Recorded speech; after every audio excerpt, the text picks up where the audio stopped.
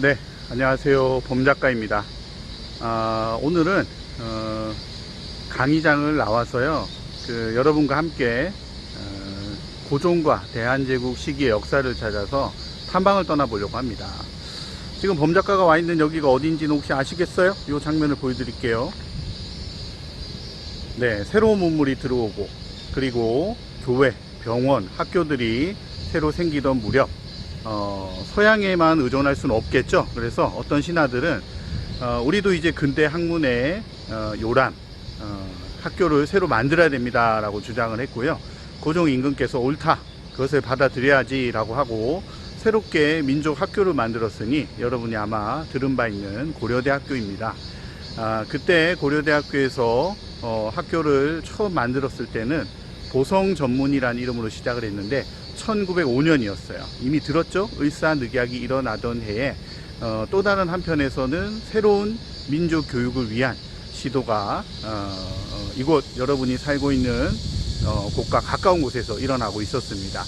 오늘은 여러분이 살고 있는 우리 동대문구 근처에, 사실 선생님도 예전에 회기동에 산 적이 있거든요. 그 일대에 들어서 있는 고종시대의 많은 유적들을 찾아 다녀볼 것이고요. 그리고 아마 여러분 가봤겠지만 세종대왕 기념관도 그곳에 있죠. 함께 오늘은 만나보는 시간을 갖도록 하겠습니다. 자, 그럼 지금부터 출발해 볼까요? 네, 한 분의 동상을 우리가 만날 수 있는데요. 이용익이라는 분이세요. 이분은 지금 저 명천이라는 곳인데 출생한 곳이요. 고향이 지금의 북한 쪽입니다. 장사를 대단히 잘하셨고요. 러시아 땅 그리고 만주를 다니면서 많은 정보도 얻고 돈도 많이 버셨는데 그 재능을 귀하게 여기신 고종 임금께서 이용익을 가까이 두고 나라의 살림을 맡기셨어요. 이용익은 일본하고는 사이가 대단히 안 좋았습니다. 오히려 러시아와는 사이가 좋았죠. 그러다가 임금님한테 이 나라를 위한 학생들을 가르칠 공간이 필요하다라고 이야기를 하면서 보성 전문 학교를 만드시게 됩니다. 그래서 고려대학교에는 바로 이 보성 전문 학교의 시작을 하셨던 이용익 선생님의 상을 모시고 있죠. 네, 이렇게 한번 볼까요? 네.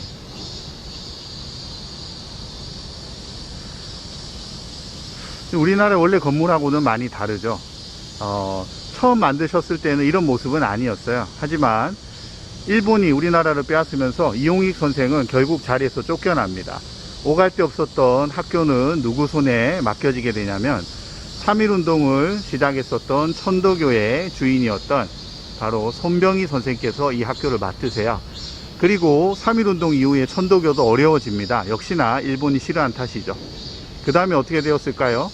그 다음에는 바로 인촌 김성수라는 분이 이 학교를 맡으셨는데 그분의 후손들은 지금도요 동아일보 또는 삼양사 고려대학교를 다 같이 이끌고 있는 집안이기도 합니다.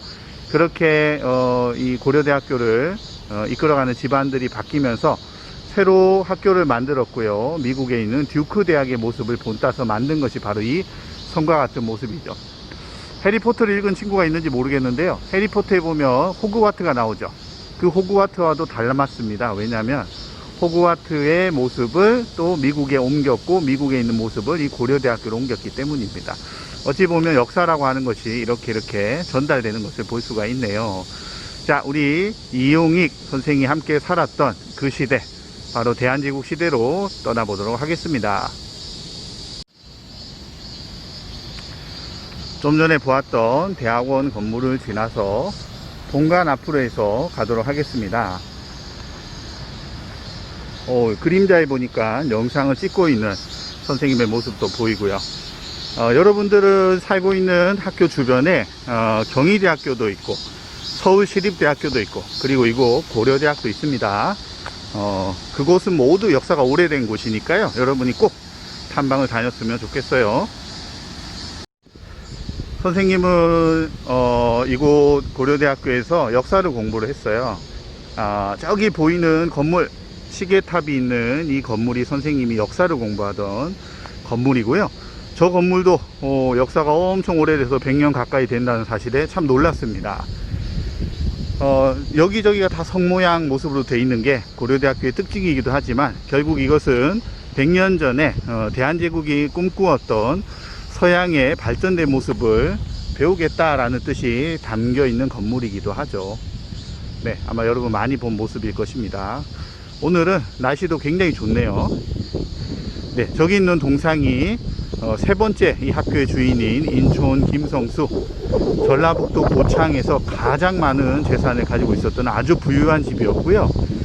경주에 비슷한 재산을 갖고 있었던 경주 최부자네에서 자신들은 이제 더 이상 돈이 없으니 인촌 선생을 연결시켜 줄 테니까 손병희 선생께서는 암심하고 맡기십시오 해서 맡았고요. 이분이 바로 이곳에다가 고려대학교 건물을 짓게 됩니다. 자, 저기 앞에 보이는 정면을 통해 우리 나갈 거고요. 여기에서 걸어서 한 15분 정도만 가게 되면 오늘 두 번째 목적지인 영휘원에 닿게 됩니다. 자, 영휘원까지 조금 머니까요, 한 번에 넘어가 보도록 하겠습니다. 영휘원에서 만나요. 네, 드디어 영휘원에 도착했습니다. 아직 개장 시간이 안 돼서요, 밖에서 이렇게 잠깐 기다리고 있어요. 잠시 후에 들어가도록 하겠습니다.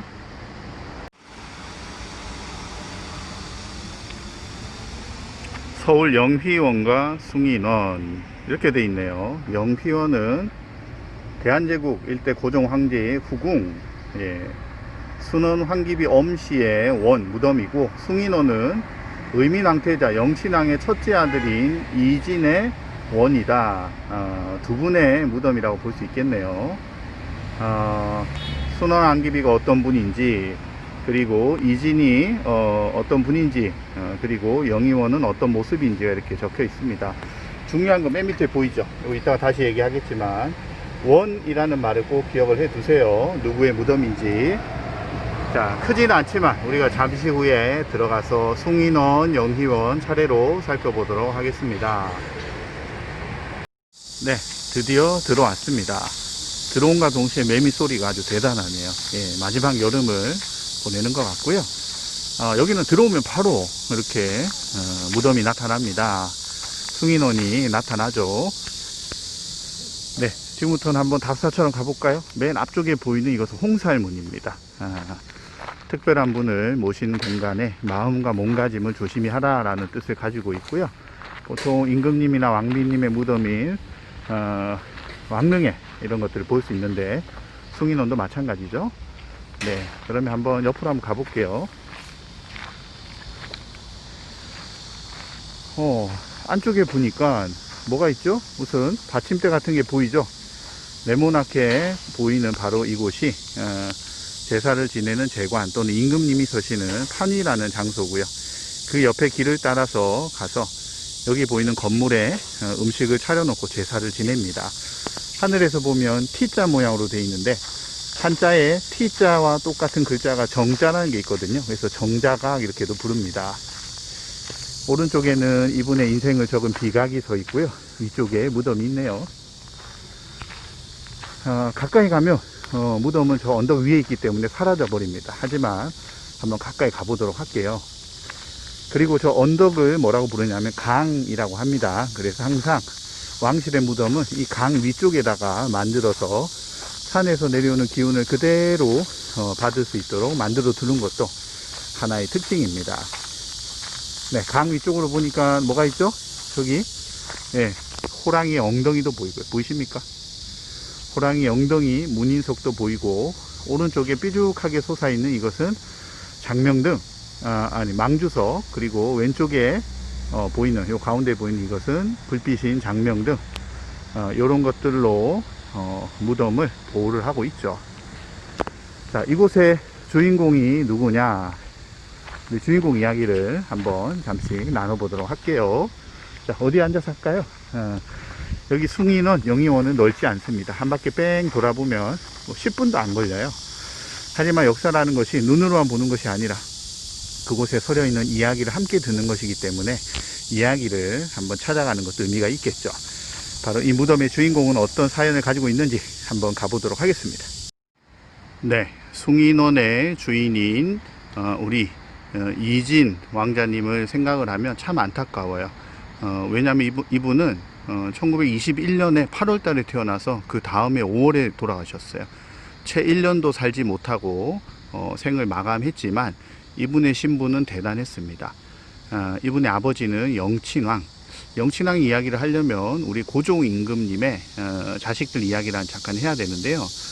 고종 임금님한테는 원래 명성황후와의 사이에서 첫 번째 아들이 있었는데 태어나면서부터 항문이 붙어 있었어요. 즉 말하자면 엉덩이가 붙어서 볼일을 볼 수가 없어요. 서양 의술에 따르자면 사실은 붙어 있는 살은 째주면 되거든요. 하지만 왕실에 다음에 왕이 될, 고종의 뒤를 이어서 왕이 될 분의 몸에 칼을 함부로 댈 수 없다. 결국 이 아기는 오래 살지 못하고 죽게 됩니다.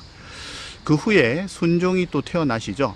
그렇게 해서 순종이라는 임금이 있었고, 그리고 명성황후는 돌아가셨기 때문에 다른 분과 고종 황제가 아이를 낳게 됩니다.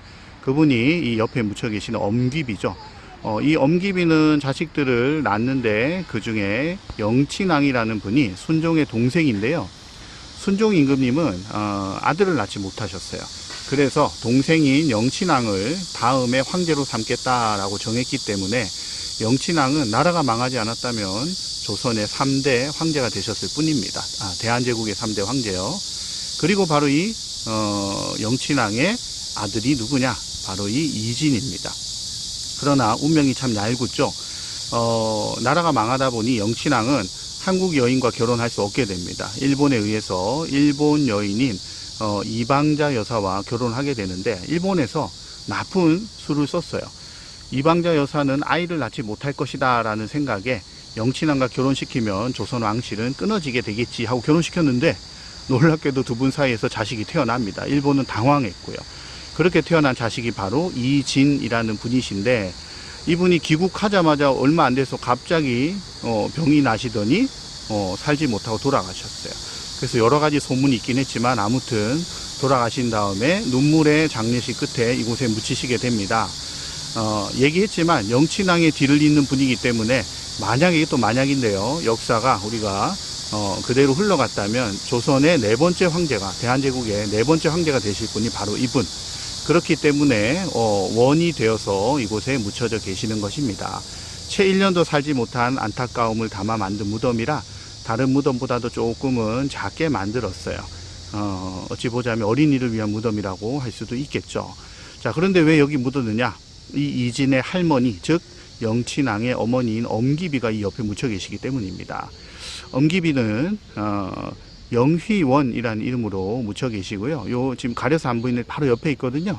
한번 거기까지 이동해 보도록 하겠습니다. 네, 그럼 숭인원을 지나 할머니가 계시는 우리 엄기비의 무덤으로 이동을 해 보겠습니다. 아까 이야기했던 엄기비의 무덤이 영휘원이고요. 그래서 두 분 중에 영희원의 이름이 좀 더 널리 알려져 있거든요. 한번 가보겠습니다. 자, 우리가 손자 이진이 되어서 할머니를 만나러 간다 생각을 하고요. 이 옆길을 따라 한번 이동을 해 볼게요. 저 숲 사이로 똑같은 생김새의 정자각과 비각이 보이기도 하네요. 네, 1년을 채 살지 못한 우리 비운의 왕자님, 이진 왕자님, 그래도 편히 잠드시기를 바라보고요. 다른 사람이 아닌 우리 동대문구에 사는 어린이들이 이곳을 찾아서 위로해 주신다면 더 기쁘지 않을까 이런 생각도 합니다. 가을이 정말 됐나봐요. 덥긴 하지만 잠자리가 정말 많이 날아다닙니다.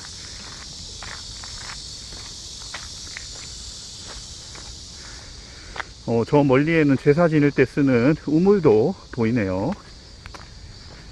자, 우리 여기에 잠깐 앉아서 엄기비 이야기를 선생님이 또 해드리도록 할게요. 중간중간 이렇게 의자가 있어서 앉으시기에 참 편합니다. 넓지는 않아도 가까이에 이러한 왕실의 무덤이 있다는 것은 이 지역에는 참 좋은 일인 것 같아요. 여기 앉아보죠.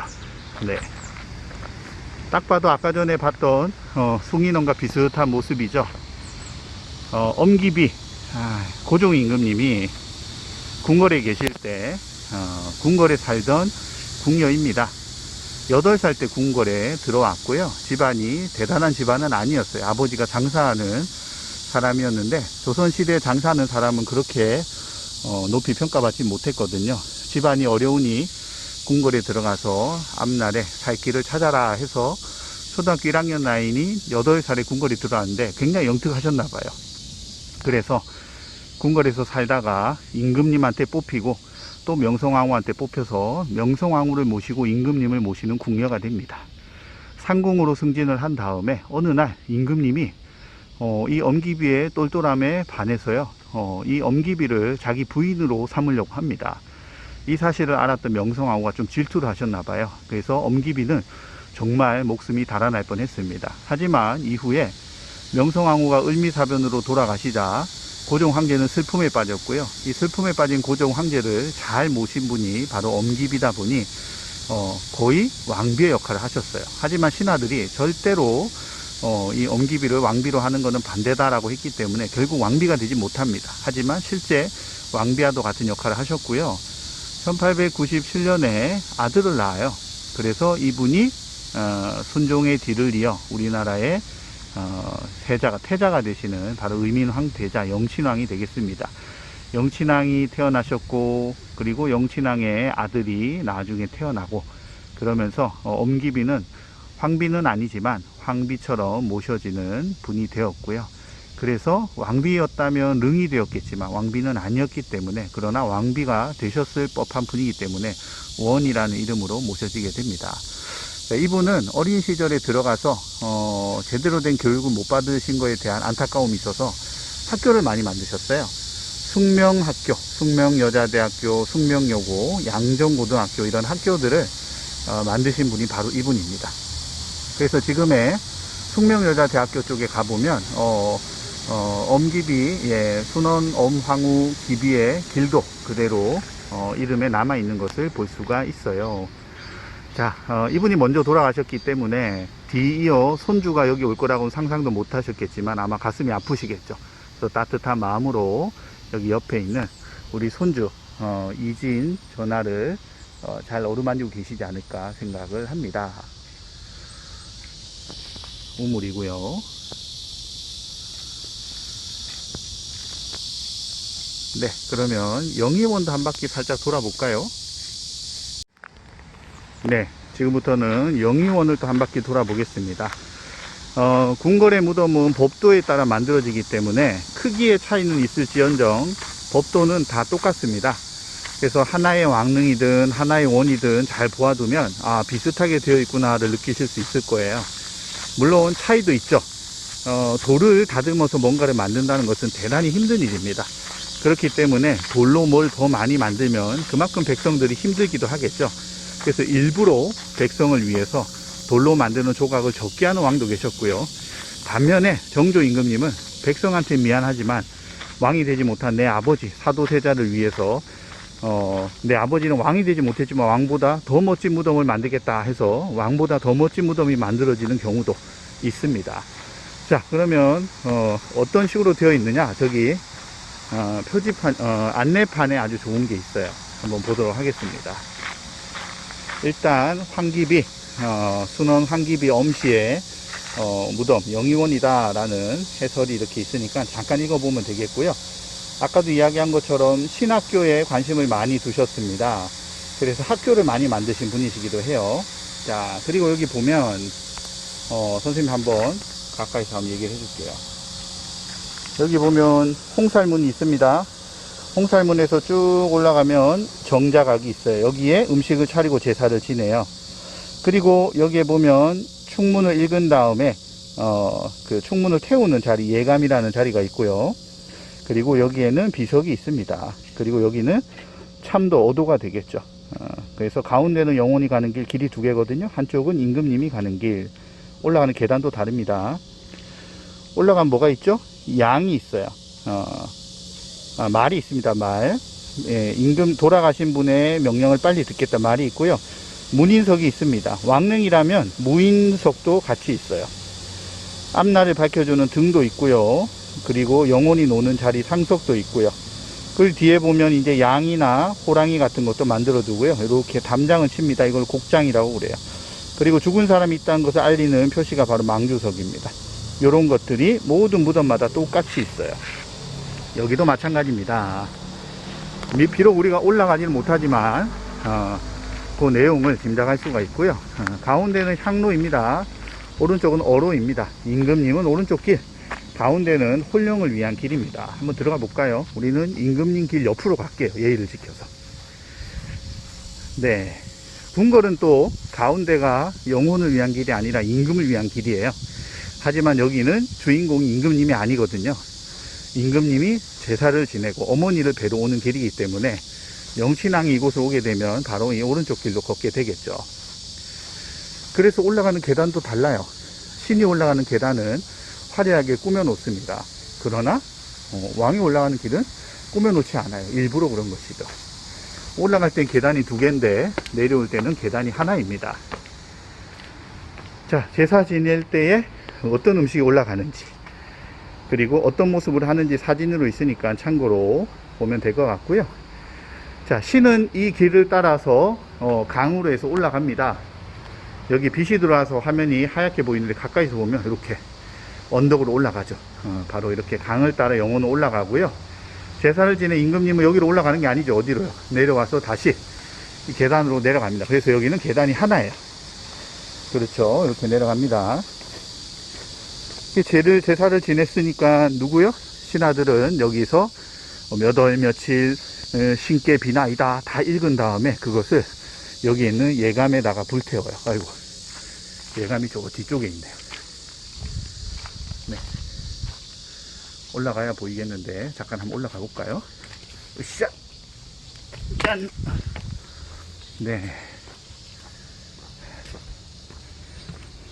예, 원래는 막혀 있는 게 아니고 열려 있습니다. 여기에다가 향을 여기에다가 이제 충문을 넣고 태우는 것이죠. 그리고 이쪽에 보면 비석이 있습니다. 비석에는 뭐라고 적혀 있을까요? 그럼 내려가 볼까요? 다시. 아이고.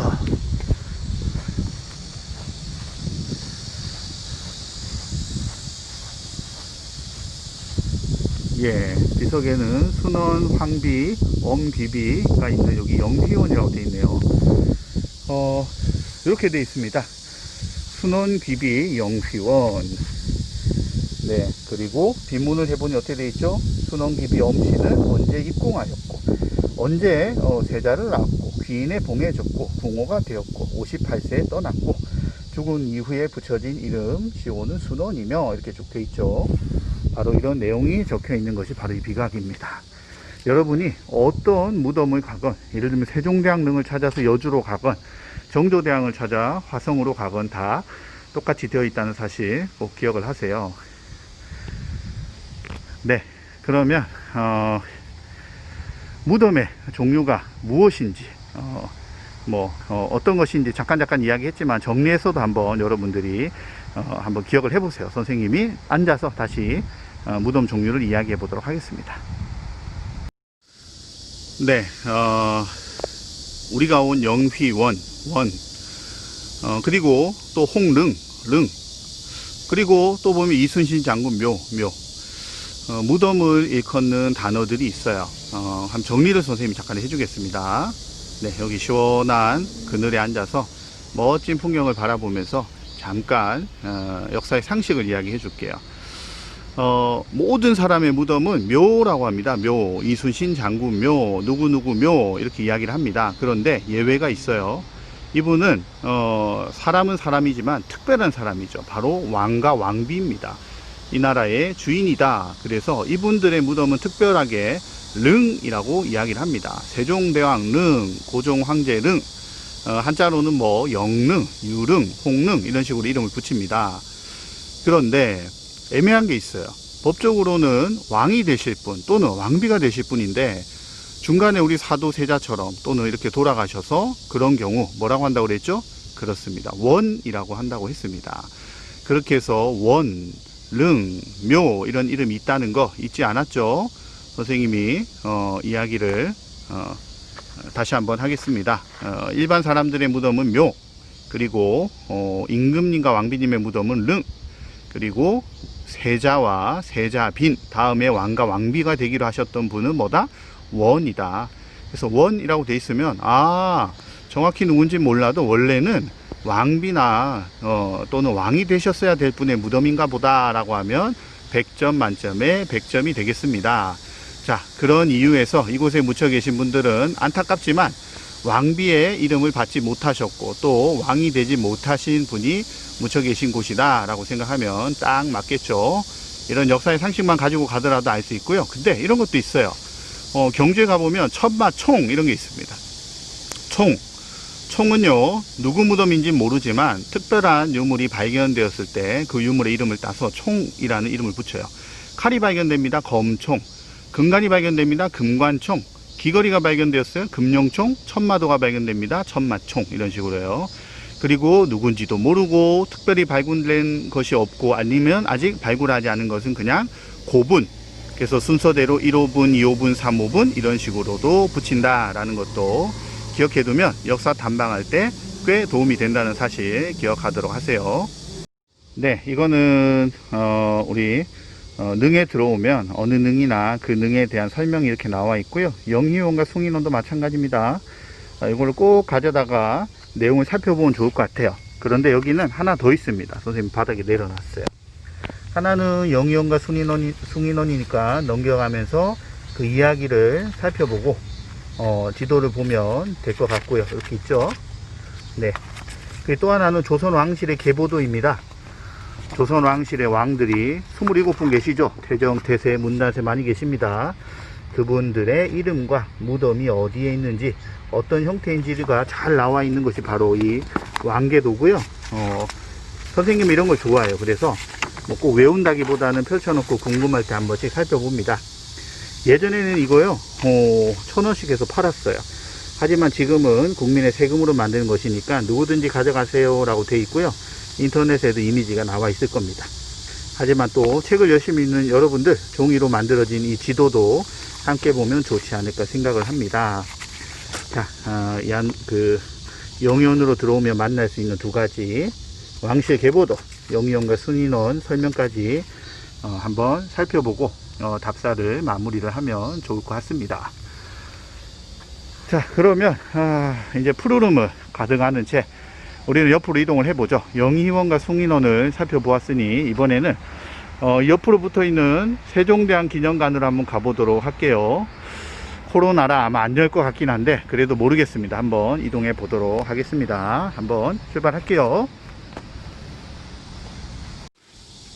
네, 여기는 영희원에서 세종대왕 기념관으로 가는 길이고요. 궁궐이 아니죠. 원의 담장이 참 예쁘죠. 세종대왕을 만나러 가는 길이라 그런지 한글로 된 이런 조형물들도 볼 수 있습니다.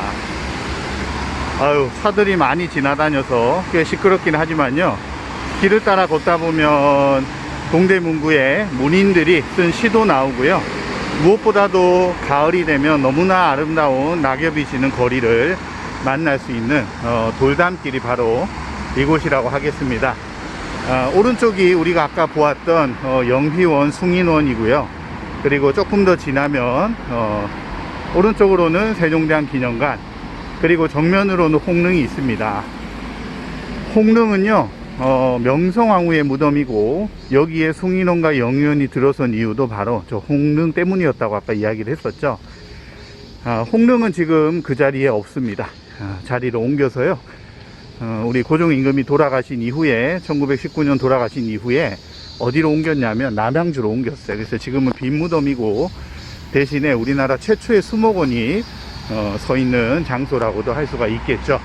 그것대로 또 의미가 있는 역사의 한 장소가 바로 홍릉이라고 하겠습니다. 네, 요즘은 지나는 사람마다 이렇게 또 다 마스크를 쓰고 있는 코로나의 시기이기도 해서 좀 마음이 아프긴 해요. 왜냐하면 이 거리는 공기도 마시면서 이렇게 다니면 정말 좋은 공간이기도 하거든요. 자, 그러면 이제 돌담길 끝까지 왔고요. 여기에서 이제 오른쪽으로 바로 세종대왕 기념관입니다. 코로나 이전에는 자유롭게 들어갔는데 요즘 어떨지 모르겠어요. 한번 가보도록 할까요? 아하,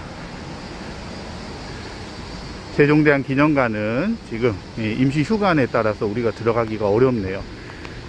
그렇지만 이곳에는 아주 특별한 것들이 있다는 사실을 미리 말씀을 드립니다. 네, 세종대왕 기념관 안에는 전시실도 있지만 이렇게 야외에 세종대왕의 동상이나 측우기 해시계, 자경루, 여러분 많이 알죠? 그리고 세종대왕을 위해 쓴 기념비석, 신도비도 있고요. 그리고 지난번에 엄청 비가 많이 와서 강이 넘치기도 했는데 그런 청계천이 넘치는지를 확인할 수 있는 수표도 이곳에 와 있습니다. 그 첫 번째가 신도비고요. 신도비는 여기 잠깐 볼까요? 표지를. 네, 서울 세종 영릉 신도비는 최고의 성군이라 불리는 세종의 생애와 업적을 기르기 위해서 그 아들이 만든 비석이다 라고 되어 있습니다. 원래는 서울에 묻혀 계셨는데 나중에 여주로 무덤을 이장을 해요. 그때 원래 만들었던 것들을 땅속에 다 묻었었는데 그것을 다시 꺼내서 이곳에다가 새롭게 만들었다라는 걸 알 수가 있죠. 임금의 기록은 이미 역사에 다 적혀 있고, 그리고 또한 신화도 아닌데 이런 신도비를 더 이상 만들 필요가 있느냐, 그래서 조선 초기에만 만들어지고 그 다음부터는 만들지 않아서 조선 역사에서도 보기 드문 신도비가 되겠습니다. 비각에 창살이 많아서 잘 보이진 않죠. 그리고 이 옆에 이 푸르른 부분은 우리가 아까 갔었던 영희원입니다. 영희원과 숭인원도 이곳에서 새로운 모습을 볼 수가 있지요. 좀 더 들어가 볼까요?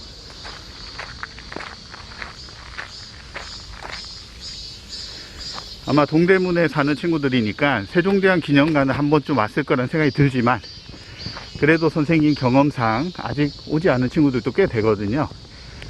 전시관 안은 못 들어가더라도 이렇게 야외에 세종대왕을 만날 수 있는 공간이 있으니 꼭 찾아오길 바래요. 게다가 선생님과 함께 했던 1강이 바로 세종대왕의 이야기를 다룬 것이니 더 특별하지 않을까 생각하고요. 이곳에는 세종대왕이 아닌 또 다른 분의 묘비가 있는데 특이하죠. 이분은 바로 주시경 선생입니다. 한임샘 상주 주시경 스승의 무덤.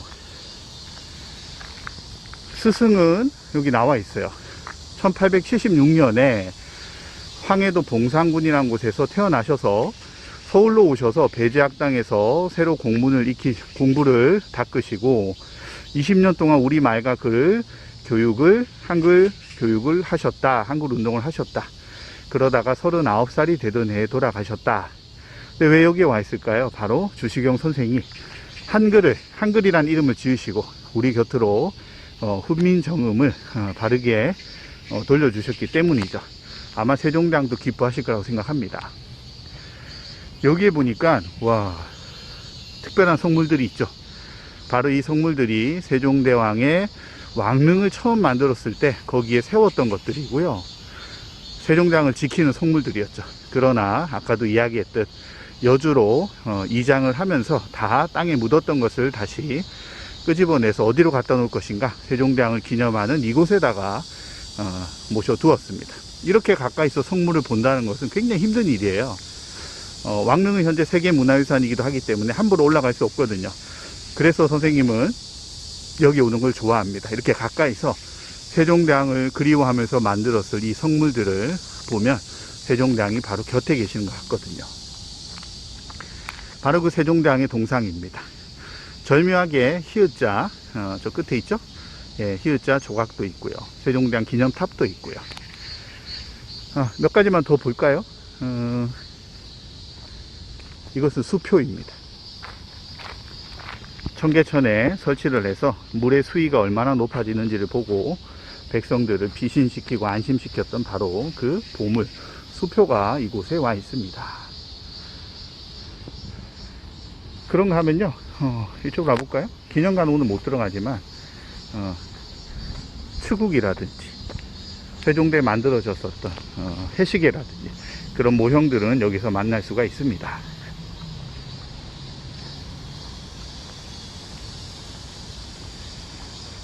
네, 지난번에 기억나죠? 추국이는 세종대왕이 만드신 게 아니고요, 아들이 문종께서 만드셨으니 그 아버지의 그 아들이다 라고 이야기했는데, 한마디를 더 보태면 추국이의 장점은 이렇게 생긴 게 아니고요, 빠짐없이 기록을 했다는 것입니다. 꾸준한 기록이 쌓이면 언제 농사를 짓고 언제 대비를 해야 될지가 확실히 나타나기 때문인데, 그것을 분명하게 기록해 둔 나라가 바로 조선이기 때문에 조선을 과학의 나라다라고도 이야기를 하죠. 네, 이번에는 해시계가 있습니다. 해시계 알죠? 근데 해시계를 아는 친구들은 많은데, 해시계 시간을 읽을 줄 아는 친구들은 별로 본 적이 없어요. 왜냐하면 뭐 배운 적이 없으니까.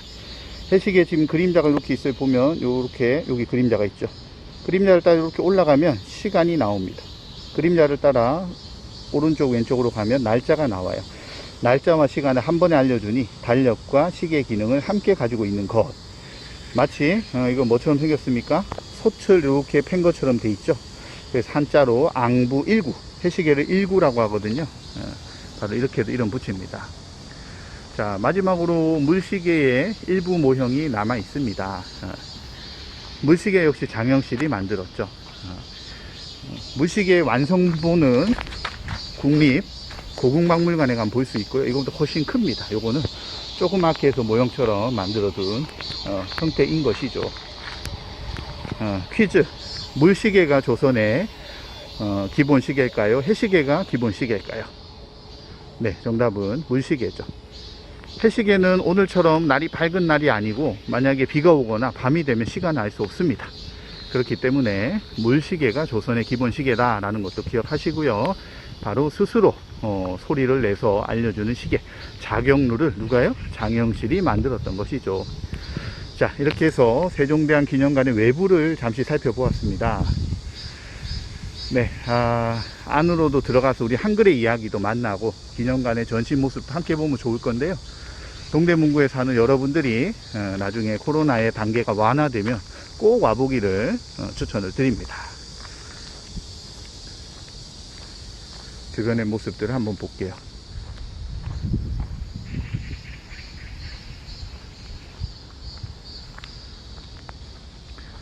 네, 세종대왕의 이야기, 그리고 고종황제의 이야기, 두 가지 이야기를 한꺼번에 만날 수 있는 곳, 바로 세종대왕 기념관과 영희원 숭인원이 되겠습니다. 그러면 임진왜란 어디서 만나냐고요? 임진왜란은 그 피해를 입은 곳이 한두 곳이 아니죠. 꼭 전투의 장소만이 아니어도 우리가 살고 있는 곳곳이 임진왜란과 관련된 장소라는 거 기억하고, 숙제로 낼까요? 우리 동대문구에서 임진왜란과 관련된 장소가 과연 어디가 있을까? 분명히 있습니다. 찾아보기를 여러분들에게 마지막 숙제로 남기도록 하겠습니다. 네, 범작가와 함께하는 역사 탐방 여기까지 하도록 하겠고요. 역사는 과거의 이야기이기도 하지만 지금 우리가 만들어가는 것이기도 합니다. 이번 코로나를 잘 극복한다면 우리는 또 이 시대의 새로운 역사를 만들 것이라고 저는 장담합니다. 우리 동대문구의 어린이 여러분, 휘경 어린이 도서관에서 함께하는 여러분들이 멋진 대한민국의 역사, 나가서 인류의 역사를 만들어 주기를 바라겠습니다. 수고 많았습니다. 자, 안녕.